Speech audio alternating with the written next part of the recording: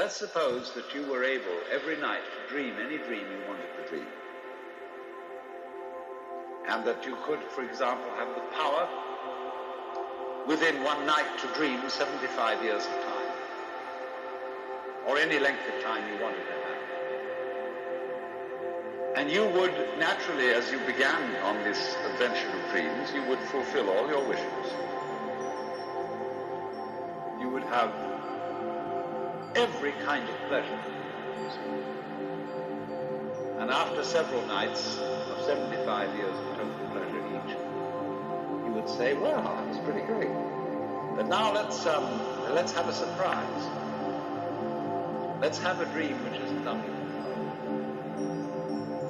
Well, something is going to happen to me that I don't know what it's going to be. And you would dig that and come out of that and say, wow, that was a close shave, wasn't it? Then you would get more and more adventurous, and you would make further and further out gambles as to what you would dream. Finally, you would dream where you are now. You would dream the dream of living the life that you are actually living today. That would be within the infinite multiplicity of choices you would have, of playing the true well of God. Because the whole nature of the Godhead, according to this idea, is to play that he's not. The first thing he says to himself is, man, get lost. Because he gives himself away. The nature of love is self-abandonment, not clinging to oneself. Throwing yourself out, as in, for example, in basketball, you're always getting rid of the ball. You say to the other fellow, have a ball. See? And that keeps things moving. That's the nature of life. So in this idea that everybody is fundamentally the ultimate reality, not God in a politically kingly sense, but God in the sense of being the self, the deep down basic whatever there is. And you're all that, only you're pretending.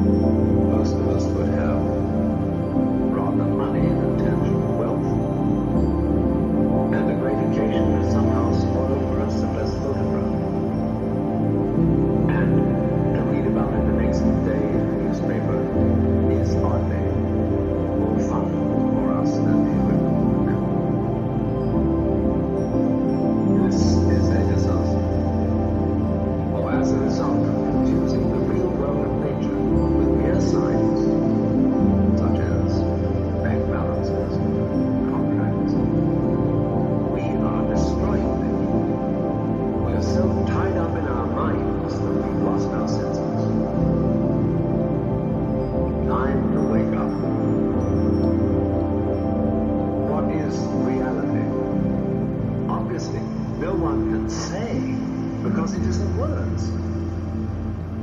It isn't material, that's just an idea. It isn't spiritual, that's also an idea, a symbol. Reality is this.